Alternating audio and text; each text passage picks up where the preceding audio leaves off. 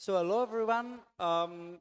This panel, more than a quantum cryptography panel, will be a panel about the new frontiers in cryptography. Like in the course of these days, we saw different, I would say, exotic applications of cryptography. We have, for instance, quantum-based cryptography. We saw a lot of like quantum money, even quantum experiments and stuff like that. We have cryptography enforced by hardware, like in the case of like POFs. So I would like to take this opportunity and to use this time to basically discuss, where cryptography is going. So let me, let's do a round of introduction. If you guys can introduce yourself and say what you do. Hi, I'm Sylvain Bellemare. Research engineer, now co-founder of a startup in a very early stage. For the past 6 years, I've worked with in academia as a research engineer with IC3 headquartered at Cornell University. But I spent lots of time with consensus protocols, multi-party computation, and then trusted hardware, all in the classical setting. But I have a quite serious interest in quantum cryptography as well. So yeah, that's it. Hi, so I'm Marc Kaplan. I'm the CEO and founder of VeryCloud. We are a company working on both hardware and software for quantum cryptography, communication, quantum internet. My background before that was quantum. I was working in academia for a number of years in several topics, including quantum crypto analysis on classical cryptography. But right now we're more focused on trying to see quantum technologies as an opportunity and not as a threat for quantum, for cryptography in general. Hello, I am Stefano Gogioso. I am an Oxford academic and co-founder of NeverLocal with Fabrizio. We are dedicated to bringing new quantum cryptographic protocols into life and ultimately to develop and bring about quantum money as a new decentralized financial instrument based on quantum properties in collaboration with infrastructure partners. Cool. So would you agree that basically the kind of stuff we research on would be considered, let's say, a bit exotic for, the standard cryptographer or cryptocurrency enthusiast out there? Just like I'm just like doing some statistic probing. Yeah, basically. I think. Well, for me, in the past, let's say 4 or 5 years, I've worked a lot with trusted hardware, and which is actually increasingly used in blockchains, but also outside blockchains. Like earlier, I was mentioning, like if you're using end-to-end encrypted messaging, because now with the advent of AI, so a lot of messages actually are routed to these trusted execution environments in data centers where they actually decrypt your communication to perform AI on it and then re-encrypt it. So there's a kind of like arguably a big security question mark there. And for some reason, it's not so, I don't know. I don't want to speak for other people, but for me, it kind of like bothers me a lot. And the only thing I could think of is that how to solve that problem. You would put the security key in a black hole. So that's quite exotic, I think, to answer your question. Yeah. Yeah, 100% agree, even maybe more. So actually the main motivation for creating a company in the first place is that with my co-founder, we realized that all the companies working in this sort of intersection between quantum and cybersecurity were founded by physicists, and they are doing outstanding work on the hardware side, but they probably don't have the right mindset for addressing like real world cybersecurity problems. And that time you would go to cryptography conferences, and quantum cryptography was a joke for good reasons.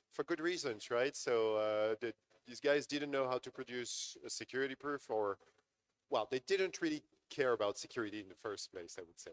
So yeah, I mean, we've seen like a more, let's say, solid grounds for quantum slash cryptography appearing in the in the mid 2010s. Let's say people started taking these problems seriously and treating it as standard mainstream cryptography, which is when we started seeing this move, it gave us this incentive to now work on the hardware side, software side, sorry, and start implementing the things that we knew could be, or that we thought could be useful for real. But given the time scale that I just gave you, I think you realize it's quite recent yet. Yeah, I think it's fair to classify quantum cryptography as an extremely exotic field. It's just to give a concrete impression of how exotic it is.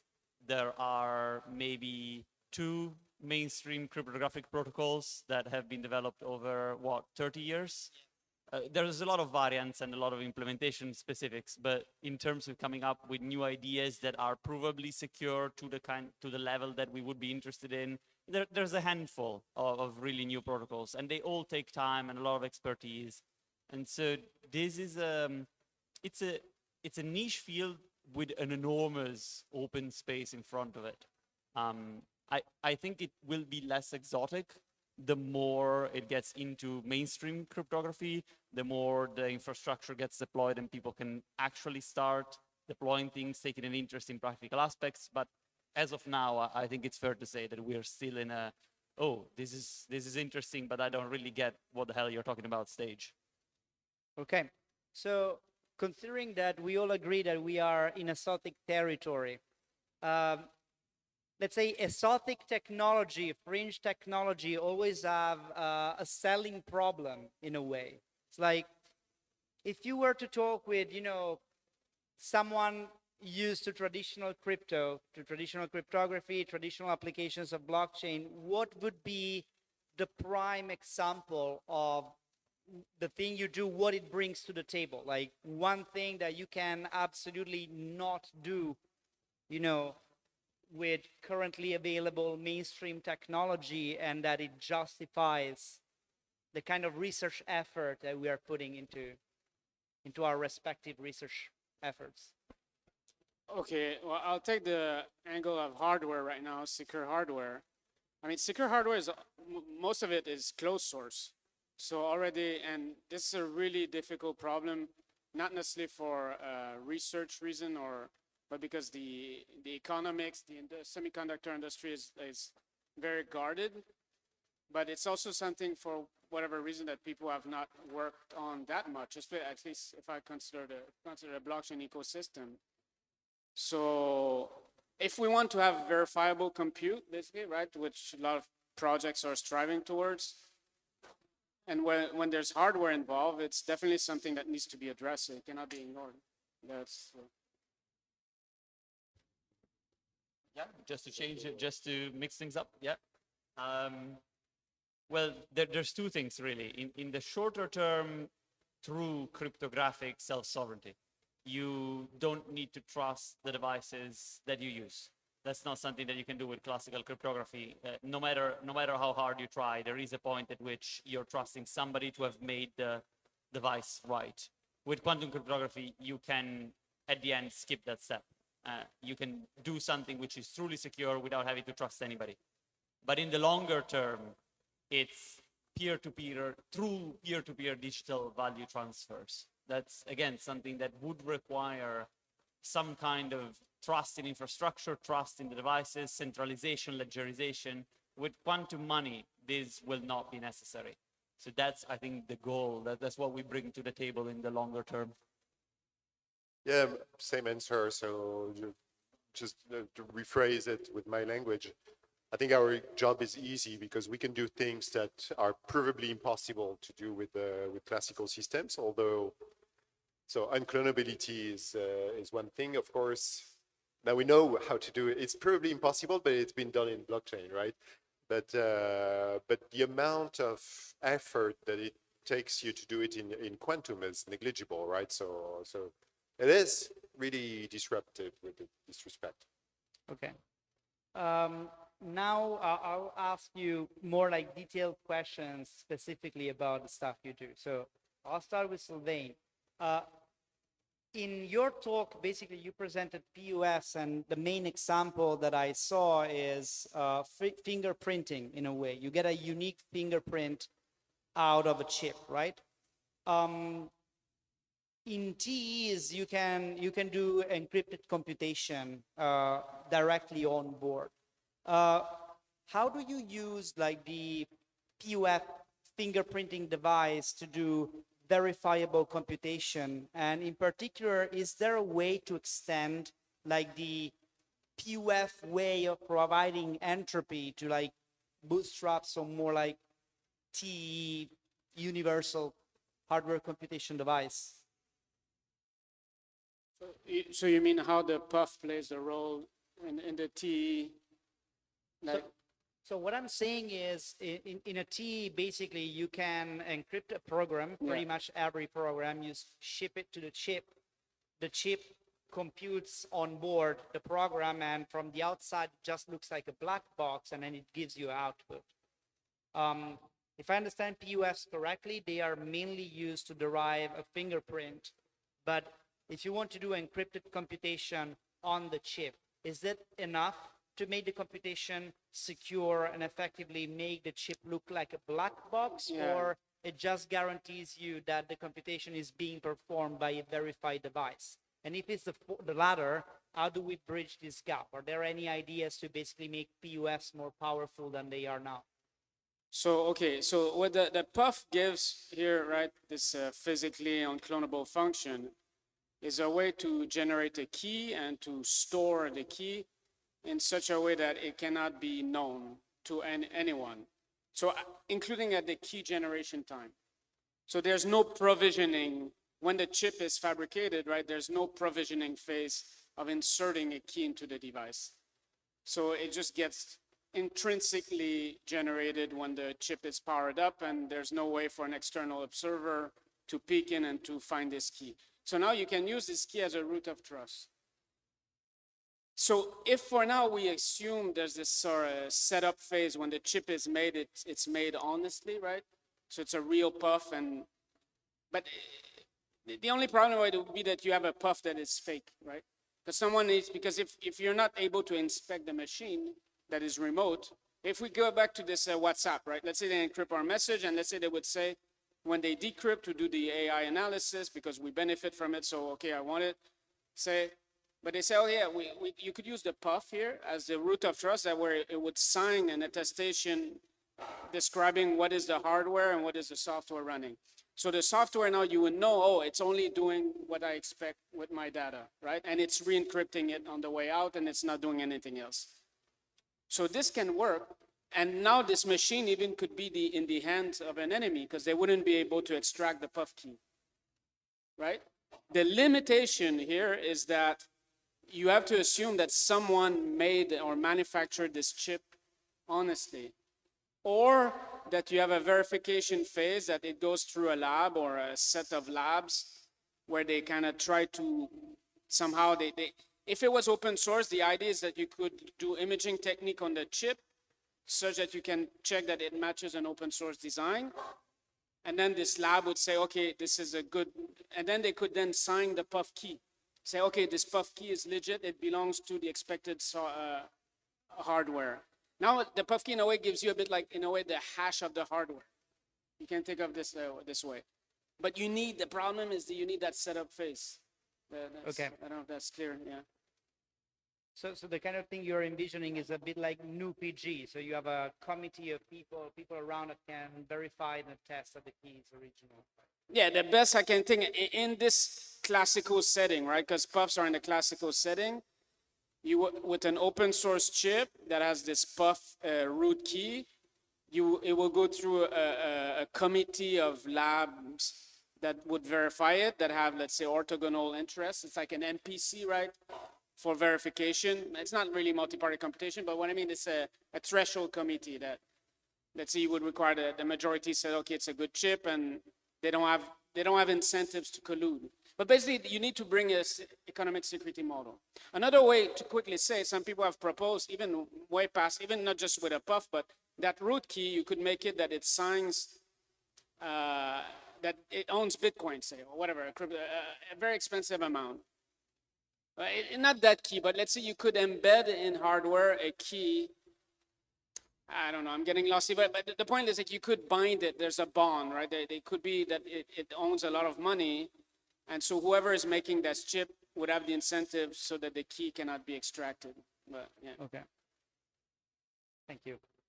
Marc, what are in your opinion, the biggest bottlenecks against the adoption of the quantum internet at the moment? What is that is preventing us to get there, both like technologically, socially, politically? There are a few ones. What I can tell you is the status today and what are we trying to do to perform like further steps toward the adoption. So the status today in Europe is that there are several deployments of quantum communication networks at the national level, let's say. It's mostly test beds, but it's a very good start. So it's telecom operators are doing it. And so, for example, in France, Paris has a 3-node network. Why 3 nodes? The first thing is that you need, so you can use optical fiber, the same fiber that goes to your home, but you need to dedicate your optical fiber for that. So you cannot use, multiplex quantum and classical signals within the same infrastructure. So as long as you remain in dense metropolitan areas, it's fine. There is a lot of fiber down there. The fiber can be spliced. It's fine. But if you want to, if you need road work in order to put new fiber, then the costs are skyrocketing. Then the hardware itself is expensive. It's usually few hundred of Ks for the hardware, for deploying the hardware. And last but not least, it's the applications. Again, the only application that we have today at an industrial level is quantum key distribution. And this is the only thing that you can purchase from suppliers at the moment, right? Whereas if you've been to the talks today and yesterday, you can see that there's a lot of work in progress using QKD, quantum key distribution, as a building block for building new cryptographic tasks. So, but it's not yet in production. Yeah, so I think these are the 3 things. First, you cannot reuse the existing infrastructures. Plus, you cannot reach long distances. I forgot this one. Then the cost of the hardware and the lack of applications, mostly. We try to address all of them, let's say, within one of the project, one of the more on the research side, one of the projects we participate in is the Quantum Internet Alliance, which is supposed to cover all these aspects or all these bottlenecks, addressing them with different solutions, right? To increase the distance, you can use quantum memories, you can use quantum repeaters, which are not yet out of the lab, right? It requires heavy funding. For applications, you can gather smart people in a room and make them think about trying to derive new applications and so on and so on. Okay, cool. Stefano, what is the end game of quantum money in your opinion? And basically, where do you envision quantum money 20 years from now? And at the same time, what do you think is the closest thing that we will achieve in the quantum money field? So short and long-term vision. How short? How short? Like 6 months or 5 years? Both. Oh, okay, all right. Give us a spectrum So of 6 things months, that will happen. 5 years, and 20 years. I'm going to start with the 20 years one because that's the fun one.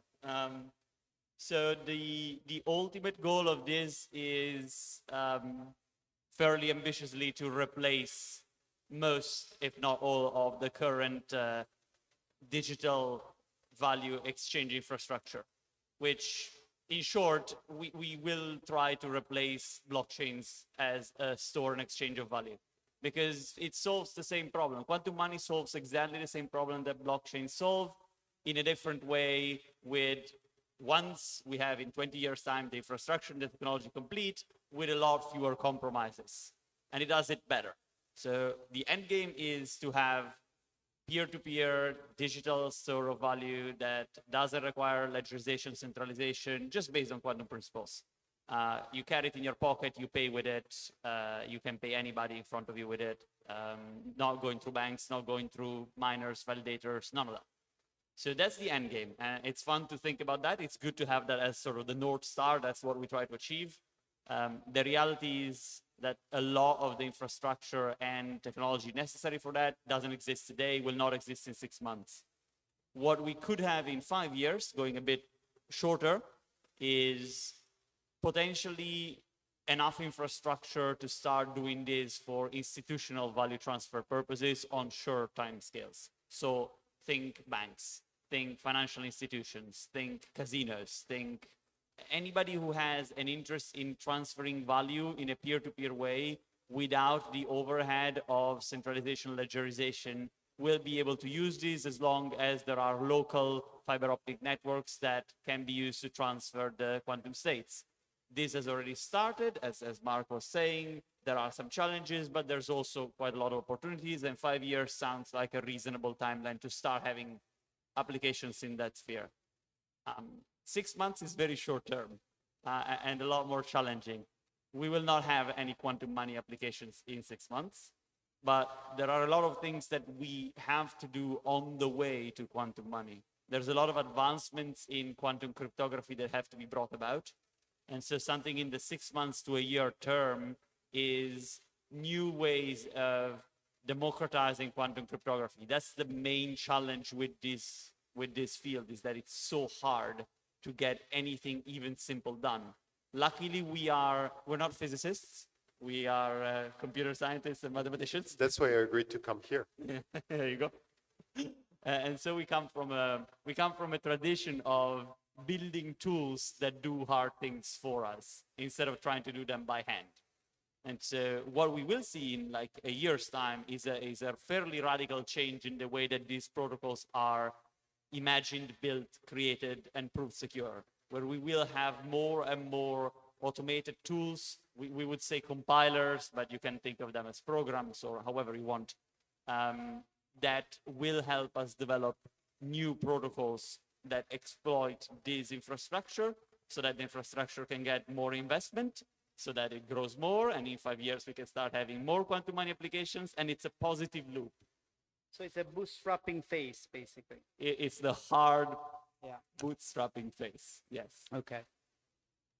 Okay, so guys, give us a sneak peek of your research effort. In particular, are there any latest development in your respective fields that you are particularly excited about? Like something that, you know, came out, say, in the last 12, 24 months that really made you think, oh, that's the shit. That's really, you know, something worth noticing and communicating to the world. Whoever wants to go first. Have to think about the answer. You go. Do you want me to go? Yeah, so there's, on the quantum cryptography side, and therefore as a side effect on the future of quantum money side, there's been quite a lot of developments over the last 2 years in terms of the kind of cryptographic techniques that people use and talk about. These idea, for example, of using intermediate obfuscation techniques or enclaves to simplify some of the really tricky assumptions that have to be made in quantum cryptography is not something that was considered before. It's a fairly new idea. Mixing I/O with quantum cryptography is not something that was necessarily a mainstream talk, although some of it was done in papers maybe 5, 6, 10 years ago. But it's getting popular. And that means that there's more young researchers who get into their career as quantum information people or cryptography people who say, oh, I will tinker with this approach. That is a game changer. This hybrid approach, not just using purely quantum effects, but mixing some of the modern technology from the hardware and from the mathematical side in cryptography, classical cryptography, with the quantum side of things, is one of the most exciting developments, I think. Okay, maybe higher level. It's not really like new results, but what has happened to me a year ago was actually blockchain people coming to me and telling me that they were interested in our work. So that I find very exciting. And they, now I'm convinced that if there is anything to do, if there is anything interesting to come out of this work, this line of work that we're pursuing, the blockchain community will be a good catalyzer for that. I don't come from there. I don't come from blockchain. I'm not a Web3 person, but I'm starting to learn about it. And now, so the effort that we need to start also, and it's far for. I mean, it's not something difficult theoretically, but is to provide infrastructure for that. Right. So to find a good alignment between, I told you about these research projects in Europe. People are building this infrastructure, and they're testing things, and they're, very much willing to go beyond and try new things, maybe some of them, and a community that is willing to invest its time and energy and money into this new infrastructure. I think creating this alignment is what has happened to me, like the most exciting thing that has happened to me over the last 12 months. Nice. Yeah, over the past year or so, in the context of this trusted execution environments, these Ts that are used in the blockchain space, there's been some interesting developments where there's some ongoing research now to develop an open source version of these. But it's obviously a very long-term project, but right now, what's going to happen in the next 2-3 years, there's a core component, the root of trust, basically, a signing component, which is with a puff that will be fully open source. So I think this is ongoing right now. I don't know how much of it is public, but this is a new recent development that's quite good. I think at least it will give us a bit of a reference, at least, of what can be done. Because, just to quickly say, it's an open question a bit in hardware security, whether you can have secure open source hardware, because the closed source aspect is used as a defense mechanism in a way, right? For the attacker to not know where things are is a way, a bit of a security property, so this is debated.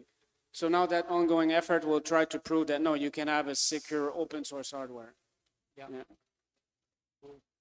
Okay, and talking about attackers, I would say this is the last question because then we are over time. In traditional cryptography, a substantial part of hacking is either, figuring out some gap in the maths, or most likely looking at code implementations and finding vulnerabilities in the way cryptographic libraries are implemented. In this, different kind of like forms of cryptography, there is a substantial hardware component. So my question is, how does hacking look like in your research field? What does a hacker do? We know that there are people trying to hack QKD equipment, sometimes with success, for instance. So if you can, if you can describe a few hours in the daily life of a PUF quantum hacker. So they look very much like classical hackers. They have bird and hoodies. No, I'm not joking. I'm thinking about it. So there is this guy who created the field of quantum hacking called Vadim Makarov. And so it's a fascinating field, right? So he's been attacking mostly quantum key distribution systems, right? Some attacks use very classical properties. You inject light in the system, there is some back reflection, and here you can see, you can deduce what's happening in the system, right? And of course, I mean, then there is this traditional game of mouse and cat, right? That you can patch it, and then further attacks, and so on and so on. But also, I mean, Makarov didn't invent the field. I should say. So the one that invented the field is Hoi Kwong Lo, actually, and Hoi Kwong Lo also showed things that are much more quantum. So we know that the hardware that does the photon counting, for example, if you send very bright light, it completely changes the mode, and you can use it for, I mean, it's extremely subtle. So what I mean, so this whole thing, it comes under the name of side channel attacks. I mean, these are side channel attacks. These are attacks on vectors or physical inputs that are not covered in the mathematical model. And some of them are very, very traditional, very classical, and you can demonstrate them.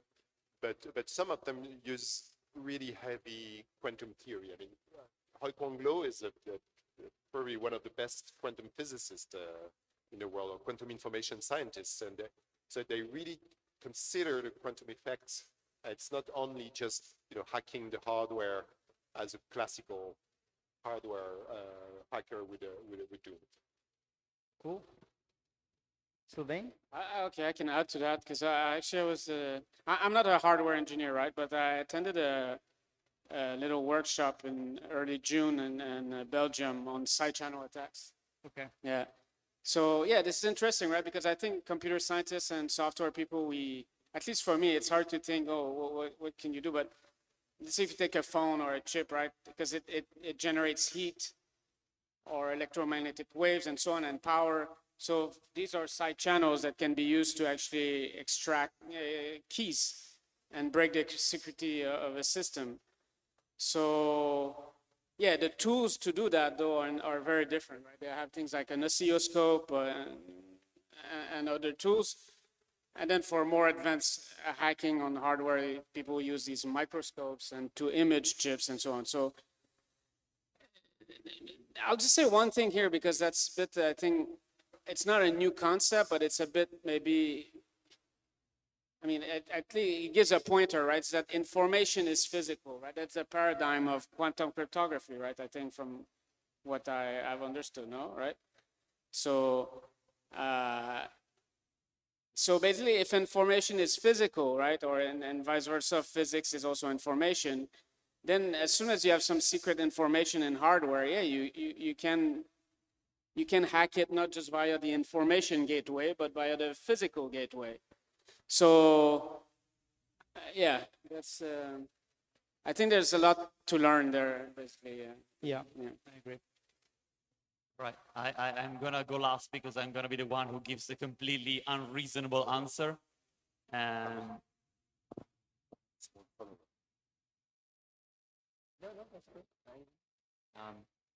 The answer from the quantum cryptography side of things, as in the device-independent quantum cryptography side of things, is that you do not hack the quantum cryptography side of things. There is no way to do it.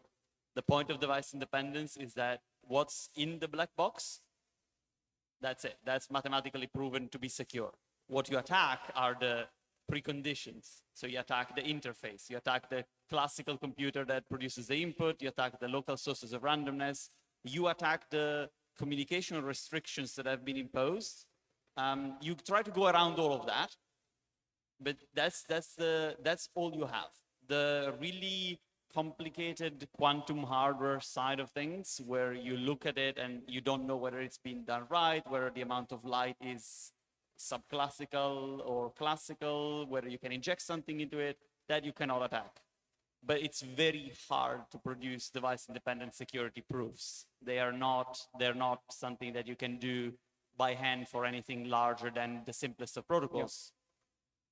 But it is ultimately that it's trying to take away all of the available attack surface from the technologically challenging part, but the interface remains. And that's where you go, and that's where you try and intercept things or change the outcomes or tingle with the structure. That's the attack surface, but it's pushed to the outside. That's the point of doing device-independent cryptography. Okay. Thank you very much. Can I just Yeah, sure, say sure. one more thing is that what worries me more is the community of people or hackers trying to attack post-quantum cryptography. So classical cryptography that is supposed to be resistant to quantum attacks. The reason for that is that to write these attacks, you need to understand classical cryptography and quantum computing. So if we were invited all the experts on the field in this room, the room will look empty, right? It's like 5 or 10 people in the world working on these problems, and they are supposed to solve, well, or to save the information society and Bitcoin and so on and so on. So this is much more worrying to me. Okay. As a last observation that I wanted to make, and then we close, expect more attacks in the future. I think that one of the reasons why there aren't a lot of attacks on this quote-unquote novel form of cryptography is because they are quite expensive at the time. To be a quantum hacker, you need to buy QKD devices in the first place, which means 100K at least just to play with these toys, with the risk to break them, by the way. With PUFs, I think it's the same. You need very refined oscilloscopes, maybe even an electron microscope with is expensive stuff. But probably when this technology will become more widespread and available, and prices will necessarily go down, because that's what economics tells us. Then it will be more, more people will get to play with these toys and break them. Okay, cool. I think we are done, and thank you everyone for listening. Thank you. Thank you.